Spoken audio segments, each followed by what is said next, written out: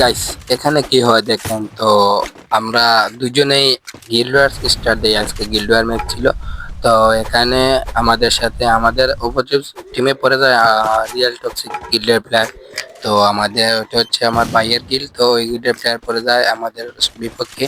তারপর আমরা ওদের সাথে টিম আপ করি। টিম আপ করার পর তারপর এখানে লাফালাফি করতেছিলাম, সবগুলাকে কি একসাথে মাইরা দিই।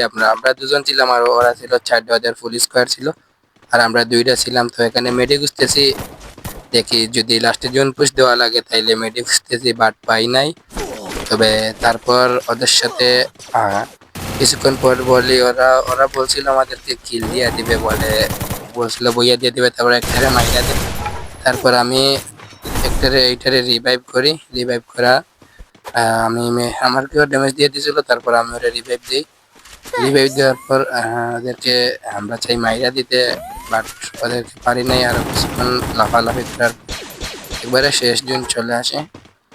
তারপর ওকে মেরে দিতে চাই ওদেরকে আমরা, বাট পারি না। ওদেরকে বলছিলাম মাইরা দিতে। তো এখানে আরো কিছুক্ষণ ঘোরাঘুরি করার পর হঠাৎ রাবার লেগে যায়, তো কিন্তু একটা নক করে দিছি আর রিভাইভ দিয়ে দিছি। ওই যে দেখেন, তো আমার একটা নক করে দিছি, আমি আবারও উঠি, বাট আমি কিছু করতে পারি না। আমার আবারও ডাউন হয়ে যায়।